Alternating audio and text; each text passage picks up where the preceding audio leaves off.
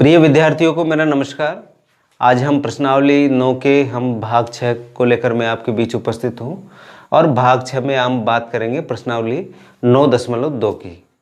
परीक्षा की दृष्टि से बहुत महत्वपूर्ण प्रश्नावली है प्यारे विद्यार्थियों।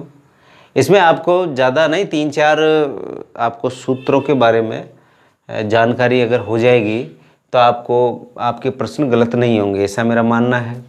और यहाँ पर सूत्र कौन कौन से निकल के आते हैं? एक आता है विभाजन सूत्र। कौन सा सूत्र? विभाजन सूत्र। अब इस विभाजन सूत्र को आप समझ लें कि भाई ये विभाजन सूत्र होता क्या है, इसका उपयोग किस प्रकार होता है। ये भी 2 प्रकार के होते हैं, एक तो अंतःविभाजन, एक तो कौन सा होता है अंतःविभाजन, और एक होता है बाह्य विभाजन। एक क्या होता है बी वाला? बाह्य विभाजन। अंतःविभाजन और बाह्य विभाजन। आप ध्यान देना इधर, यहाँ पर दोनों की मैं कॉमन बात कर रहा हूँ। जैसे यहाँ पर कोई हमने एक रेखाखंड लिया ए और ये बी, ठीक है, ये रेखाखंड है। इस ए के निर्देशांक मैंने मान लिया x1 और y1 है। बी के निर्देशांक क्या है? x2 और y2 है। हमने मान लिए, हमें यहाँ तो माना है, लेकिन वहाँ आपको प्रश्न में ये आपको निर्देशांक वहाँ पर मिलेंगे, ठीक है। यानी यहाँ होगा 5 और 6, यहाँ हो जाएगा जैसे 7 और 11, तो आपको मिलेगा वो प्रश्न में रेडीमेड मिलेगा, ये ध्यान रखना। अब ये जो रेखाखंड है, इस रेखाखंड में कौन कौन सा बिंदु है यहाँ पर, चाहे यहाँ पर हो, यहाँ पर हो, यहाँ पर हो, कहीं पे हो, उस बिंदु को हमने मान लिया कि ये कोई बिंदु क्या है? P है। कौन सा बिंदु है? P। यही इस दोनों बिंदु का मतलब A और B को मिलाने पर जो रेखाखंड है, इस रेखाखंड पर कोई बिंदु स्थित है P। ये इस रेखाखंड को जैसे m1 अनुपात m2 में क्या करता है?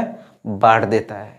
m1 अनुपात m2 का मतलब ये हो गया, यहाँ पर संख्या आएगी जैसे 2:3 भी हो सकता है, जैसे हो सकता है यहाँ पर 5:6 हो, यानी यहाँ पर अनुपात के रूप में होगा। ये मान के चलना, आप संख्या मिलेगी आपको, चाहे 1:2 हो, चाहे 2:4 हो, चाहे 4:8 हो, तो यहाँ पर m1 अनुपात m2 का जो मान आपको मिलेगा वो संख्या के रूप में मिलेगा, जैसे 5:6 है, 4:5 है, इस तरीके से। तो अब उसने कहा कि P के निर्देशांक ज्ञात करो। P का भी तो x और y के रूप में मान होगा, यानी P के निर्देशांक बिंदु आपको यहाँ पर प्राप्त करने हैं। तो हम क्या करेंगे? वो पूछे कि भाई ये जो P के निर्देशांक ज्ञात करने हैं और विभाजन कैसा हो रहा है? अंतःविभाजन हो रहा है। अगर अंतःविभाजन वाली बात कह देता है तो आपको इस P के निर्देशांक, यानी P का निर्देशांक कौन कौन से हैं? x और y है। इसका मान ज्ञात करेंगे तो इसका सूत्र होता है, सबसे पहले x का मान ज्ञात करने के लिए क्या करेंगे? यहाँ पर m1 आ गया तो 2 आएगा, यहाँ पर आएगा x2 प्लस m2, 2 आ गया तो ये क्या आएगा? यहाँ पर x1, देखो m1 x2 plus m2 x1 बटा m1 प्लस m2। ये आपने क्या, किसका मान निकाला है अभी?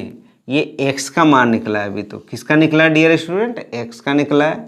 अब y का चाहिए, तो यहाँ पर ये x की जगह क्या लगाना है? y लगाना है। यहाँ पर आ गया m1 y2 plus m2 y1 बटा m1 प्लस m2। ये कब आएगा सूत्र? जब विभाजन कैसा हो?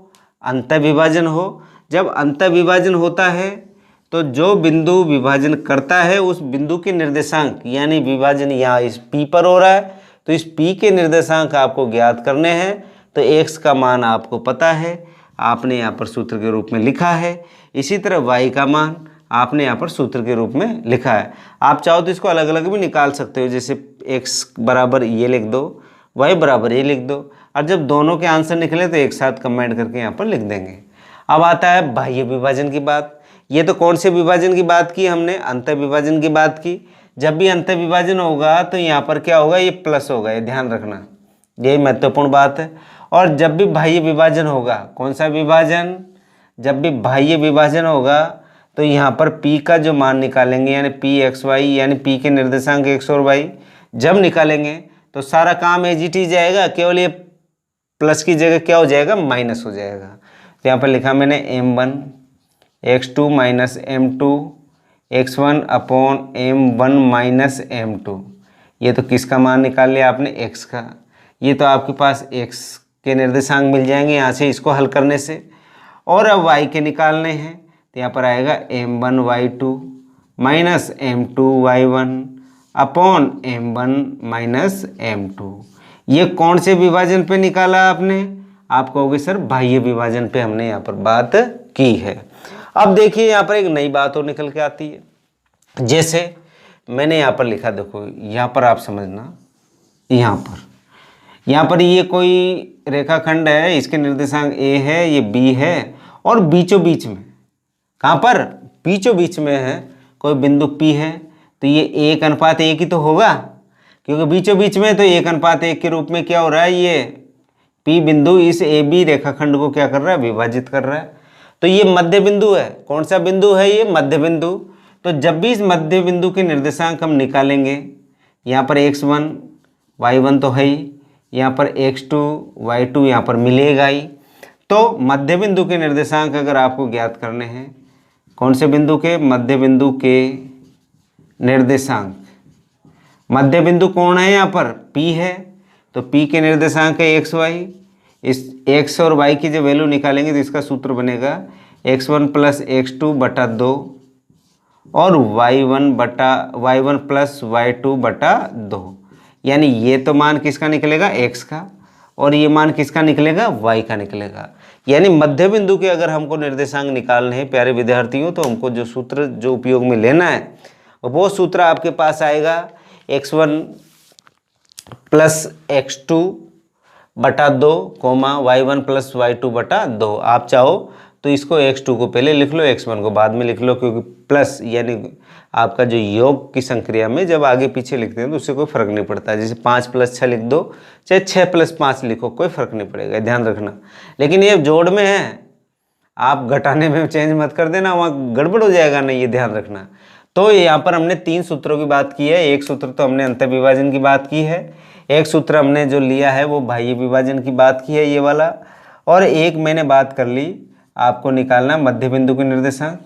आपको मध्य बिंदु के निर्देशांक अगर पूछे तो आपको क्या, कौन सा सूत्र लगाना, ये वाला px और y और बराबर x1 प्लस x2 बटा 2 y1 प्लस y2 बटा 2।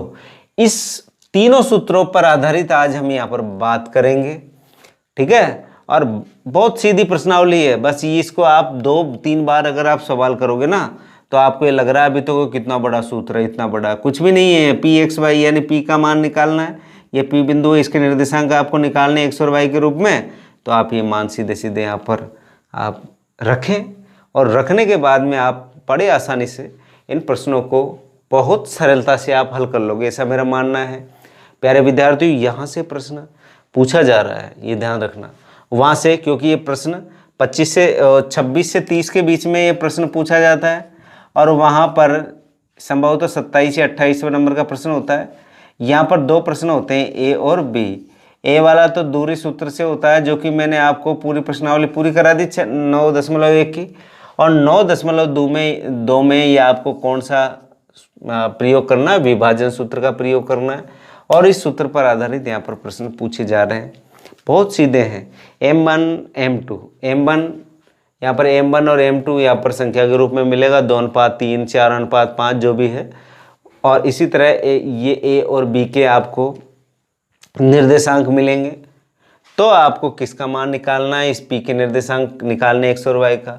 हो सकता है ये दोनों के मान दे दे, इसका निकाल सकते हैं, हो सकता है इसका नहीं दे, इन दोनों का दे दे। तो आपको अगर ये सूत्र अच्छे से आता है तो प्यारे विद्यार्थियों आपका प्रश्न एक भी गलत नहीं होगा 9.2 का। अगर आपको ये भूल गए कि नहीं सर हम तो मध्य बिंदु के भूल गए, ये चित्र तो बन गया, तो इसको m1 अनुपात m2 ले लेंगे, और वो कह दे अंतर विभाजन तो अंतर वाला लगा देंगे, बाह्य विभाजन की बात करें तो बाह्य विभाजन वाला लगा देंगे सूत्र। तो जैसे भी बात करें हम वहाँ पर बिल्कुल सभी तरीके से हम प्रश्नों को हल करने के लिए तैयार हैं प्यारे विद्यार्थियों। तो आप क्वेश्चन नंबर 1 में कहा है कि उस बिंदु के निर्देशांक ज्ञात कीजिए। उस कौन से बिंदु की, आगे उसने कहा जो बिंदु 3, 5 और 7 और 9 को मिलाने वाले रेखाखंड को 2:3 के अनुपात में अंतः विभाजित करता है। तो यहाँ पर एक रेखाखंड आपको मिला है। क्या मिला है? रेखाखंड। और रेखाखंड के दोनों जो बिंदु हैं उसके निर्देशांक आपको मिले हैं यहाँ पर। जैसे मैंने यहाँ पर लिखा, ये मैंने एक रेखाखंड बनाया, इसका निर्देशांक ये एक बिंदु लिया इसका, और ये बी बिंदु लिया। यहाँ पर ए के निर्देशांक कितने हैं? 3 और 5। बी के निर्देशांक कितने हैं? 7 और 9। ठीक है, देख लीजिए यहाँ पर उस बिंदु के निर्देशांक ज्ञात कीजिए। उस कौन से बिंदु के? जो कि बिंदु, यहाँ पर नाम नहीं रखा हमने, नाम रखा है इसका, क्या नाम रखा? ए नाम रखा। ए के निर्देशांक कितने? 3 और 5। 3 5 मैंने यहाँ पर लिखा। इसी तरह बी का दूसरे निर्देशांक, यानी बी के निर्देशांक हमको 7 और 9 यहाँ पर सवाल में दे रखा है। को मिलाने वाले रेखाखंड को मिलाने वाले रेखाखंड को 2:3, ये 2:3, देख लीजिए 2 है और ये क्या है? 3 है। 2:3 में के अनुपात में क्या करता है? अंतः विभाजित करता है। तो उस बिंदु को क्या मान लिया हमने? P। और इसके क्या निकालने हैं? आपको निर्देशांक ज्ञात करने हैं। बात आई समझ में कि नहीं आई? वापस समझे इसको। यहाँ पर ये कहा कि एक रेखाखंड है जिसके आपको बिंदु दे रखे हैं 2, 3, 5 और 7 और 9। मैंने क्या किया? 3, 5 वाला जो बिंदु है इसको क्या, जो 3, 5 जिसके निर्देशांक है उस बिंदु को क्या नाम दिया? A। इसी तरह ये 7 और 9 जो कि निर्देशांक है उस बिंदु को क्या नाम दिया? B। और ये रेखाखंड है, इस रेखाखंड को 2:3 के अनुपात में क्या करता है? अंतः विभाजित करता है। 2:3 के रूप में क्या किया? अंतः विभाजित किया। तो ये, और अंतः विभाजित करने, यानी अंतः विभाजन जिस जगह हो रहा है उस बिंदु को क्या नाम दिया मैंने? P नाम दिया। और इस बिंदु के ही क्या ज्ञात करने हैं? आपको निर्देशांक, यानी P के क्या ज्ञात करने हैं? आपको निर्देशांक ज्ञात करने हैं। सारी बात आपके सामने ओपन है। तो यहाँ पर हम लिखेंगे कि माना बिंदु P, माना बिंदु P के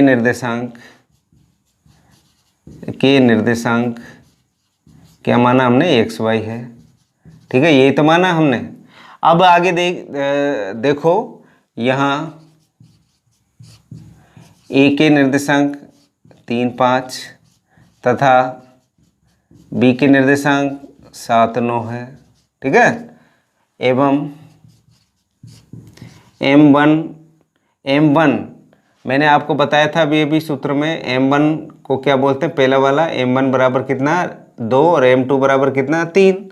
या M1 बराबर तो है 2 और M2 बराबर कितना है? यहाँ पर 3। ये अनुपात में है। किस में है ये डियर स्टूडेंट? आप कहोगे सर ये अनुपात के रूप में M1 अनुपात M2 यानी 2:3। तो M1 की वैल्यू कितनी है? 2 है और M2 की वैल्यू कितनी है? 3 है। अब यहाँ पर क्या पूछा उसने? अंतः विभाजित करता है। अंतः विभाजित करने के लिए आपको मैंने सूत्र लिखाया, कौन सा सूत्र? प्लस वाला। तो यहाँ पर लिखेंगे हम जानते हैं कि अंतः विभाजन सूत्र से, अंतः विभाजन सूत्र से, ठीक है, किसका मान निकालना है आपको? P में x और y का मान निकालना है बराबर। अब देख लीजिए यहाँ पर दोनों का एक साथ निकाल रहा हूँ मैं। सूत्र मैंने आपको बताया है M1 x2 plus M2 x1 बटा M1 प्लस M2। ये मैंने आपको फॉर्मूला बताया अभी थोड़ी देर पहले। इसी तरह ये तो x का मान बताया था मैंने, इसी तरह x2 का मान बताया, इसका y का मान निकालना हमको। M1 y2 plus M2 y1 बटा M1 प्लस M2। ठीक है, आप चाहो तो अलग अलग भी निकाल सकते हो। इसका x बराबर कितना है? ये वाला मान है। y का मान कितना है? ये है। आप एक जगह भी निकाल सकते हो, मैंने एक साथ लिया है। आप इसको अलग अलग भी ले सकते हो। यहाँ आप बोलो कितना? M1 का मान कितना आपने ले रखा? कितना? 2। M2 कितना है? 3 है। ठीक है, अब यहाँ पर इसको तो x1 मान लेते हैं, इसको y1, इसको x2, इसको y2। तो लो भाई, x1 बराबर कितना हो गया? 3। x2 बराबर कितना हो गया? 7। y1 बराबर कितना है? 5 और y2 बराबर कितना है? 9। अब ये मान सारे के सारे कहाँ पर रखने हैं, हमको सूत्र में रखने हैं। देन पी एक्स वाई बराबर यहाँ पर m1 कितना 2, x2 का मान देखो यहाँ पर कितना है 7, प्लस m2 का मान कितना है यहाँ पर, आप कहोगे सर m2 का मान 3 है, इनटू x1 का मान बता दीजिए 3 है, बटा m1 प्लस m2 2 प्लस 3, ये आ गया 2 प्लस 3, पहला मान रख दिया। अब दूसरा रखते हैं हम।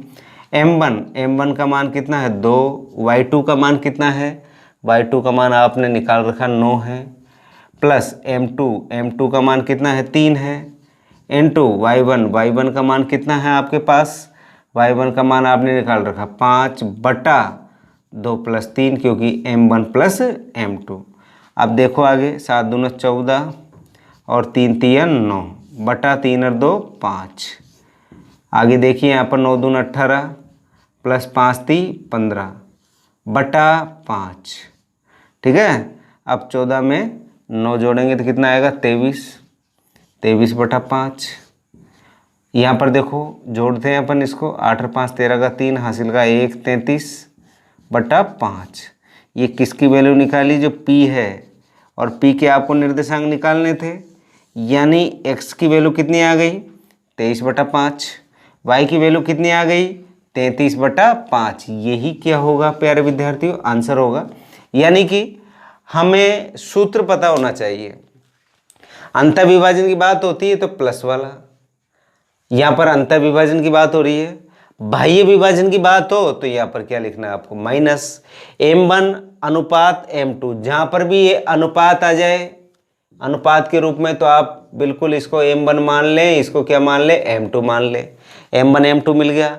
आपको जो रेखाखंड मिल रहा है, उस रेखाखंड के जो निर्देशांक है, उन निर्देशांकों में एक को x1 y1 और दूसरे को x2 y2 मान लें। ऐसा नहीं मैंने 1 1 इधर माना, तो आप इसको x2 y2 भी मान सकते हो, इसको x1 y1 भी मान सकते हो।